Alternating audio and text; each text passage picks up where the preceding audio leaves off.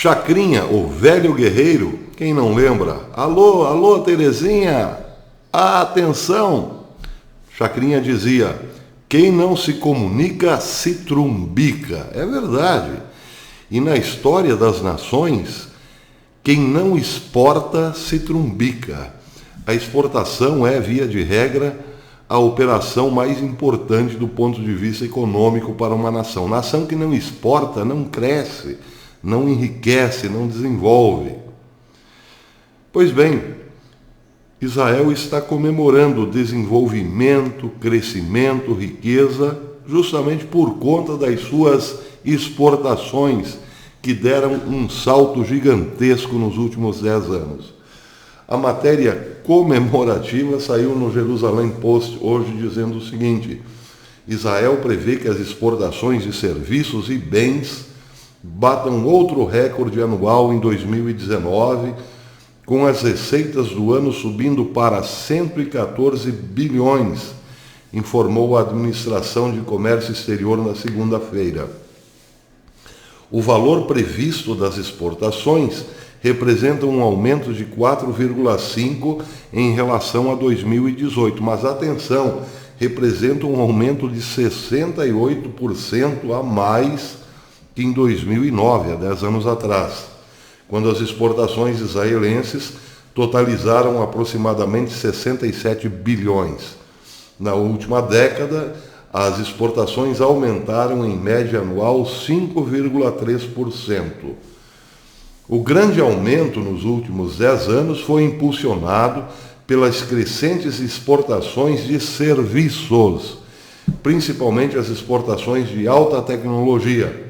As exportações de serviços dispararam 160%, de 21 bilhões em 2009 para 56 bilhões em 2019. Somente esse ano as exportações de serviço aumentaram aproximadamente 11,7%. Somente esse ano aumentaram 11,7%.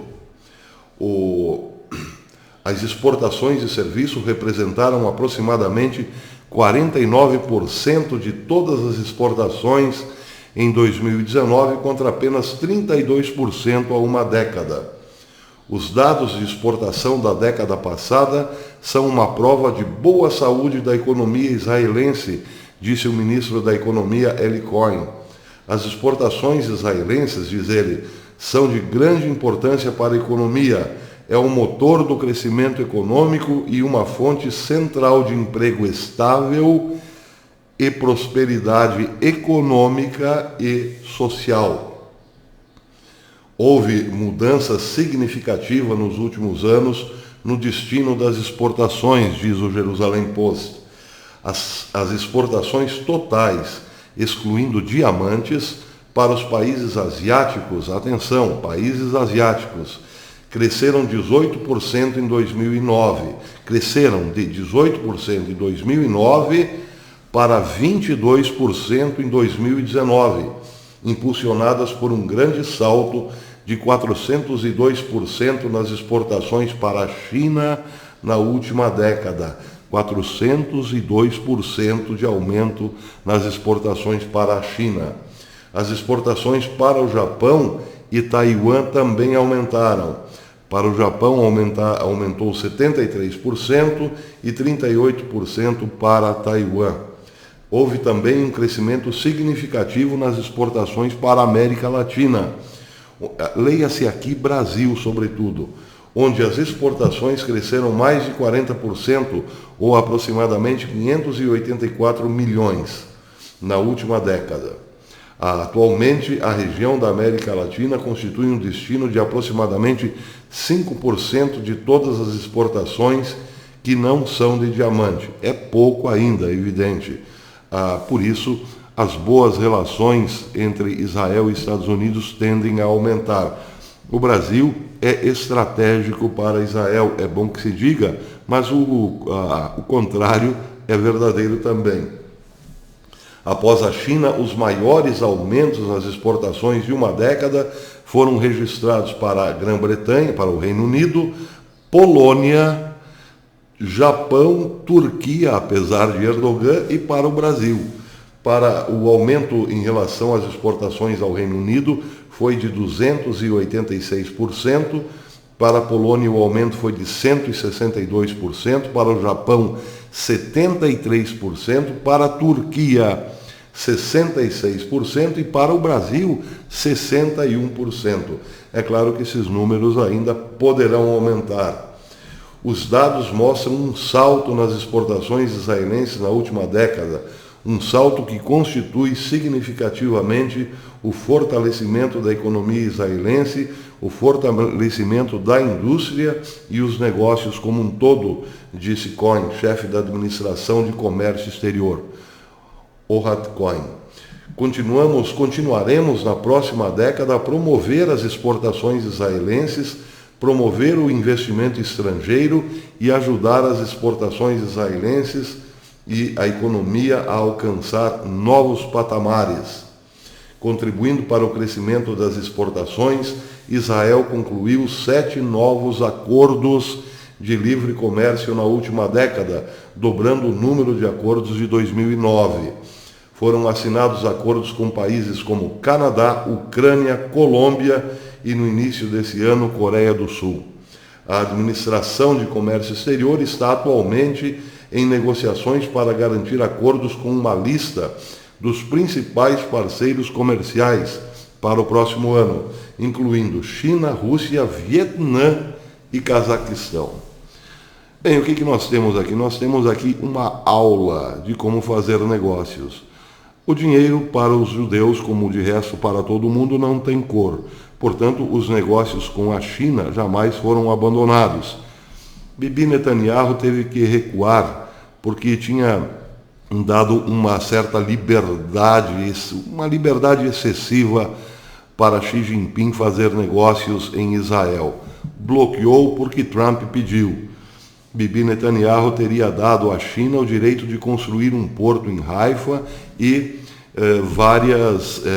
vários depósitos em torno do porto na cidade de Haifa. Acenou também com a possibilidade de instalar as antenas 5G chinesas da Huawei, recuou. Mas a balança comercial está lá em cima porque as exportações, de um modo geral, para a China não pararam. É isso que o Brasil quer fazer também. A China é um gigantesco mercado, não tem como negar. A Israel, quando se viu um pouco pressionada em relação à China, aumentou os seus negócios com a Índia, que é quase tão populosa quanto a China. E o Brasil também poderá buscar esse mercado. O Brasil, em relação a Israel, tem muito que comemorar também.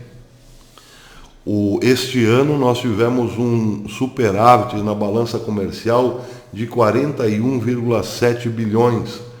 De janeiro a novembro de 2019, o Brasil exportou 205,860 bilhões e importou 164 bilhões. Daí o superávit. O problema, nós estamos comemorando com o devido... Estamos comemorando legitimamente esse aumento, ainda que a grande mídia pouco destaque dê, mas temos muito a comemorar, sim, legitimamente precisamos comemorar. As nossas exportações estão subindo, estão crescendo, mas atenção, existe uma diferença entre as exportações de Israel, gigantescas, com as do Brasil. Israel é desse tamanhinho, o Brasil todo mundo sabe que o Brasil é gigantesco. No entanto, Israel exporta mais do que o Brasil. Qual é o problema? Onde está a diferença? A diferença está no fato de que Israel exporta inteligência e o Brasil commodities. Claro, o Brasil é gigantesco. É nossa vocação, será sempre a exportação de commodities. Carne, soja, milho, trigo, enfim. Trigo nem tanto, trigo nós não exportamos, mas o soja principalmente, o produto de maior exportação. Isso é da vocação de um país gigantesco que está aí para alimentar o mundo. Mas por que não exportarmos também inteligência? Porque os Estados Unidos, por exemplo, é gigantesco e não é por isso que deixa de lado a inteligência. Exportar inteligência é o segredo, a prova está aí, dada por Israel. O que nos falta para exportar inteligência? Nos falta onde comprá-la. Já digo sobre isso. Os principais produtos exportados pelo Brasil este ano: soja, petróleo, minério de ferro, celulose, milho, carne de frango, carne bovina, demais produtos manufaturados, farelo de soja, açúcar de cana, açúcar bruto de cana. Bem, se pegarmos um aparelhinho de celular e exportarmos esse aparelhinho de celular, ele equivalerá a 1 tonelada de soja. Não sei se é exatamente essa disparidade, mas um vagão cheio de inteligência só pode ser superado por um trem inteiro de commodities. Sem contar que quando exportamos minério de ferro, fica um buraco na terra que jamais será recomposto por outro minério de ferro. Estamos, de algum modo, exportando alguma coisa que jamais produziremos de novo. A inteligência não. Quando exportamos um produto de inteligência, a nossa inteligência não acaba. Pois é, mas como exportar inteligência? Primeiro é preciso formar gerações de pessoas inteligentes.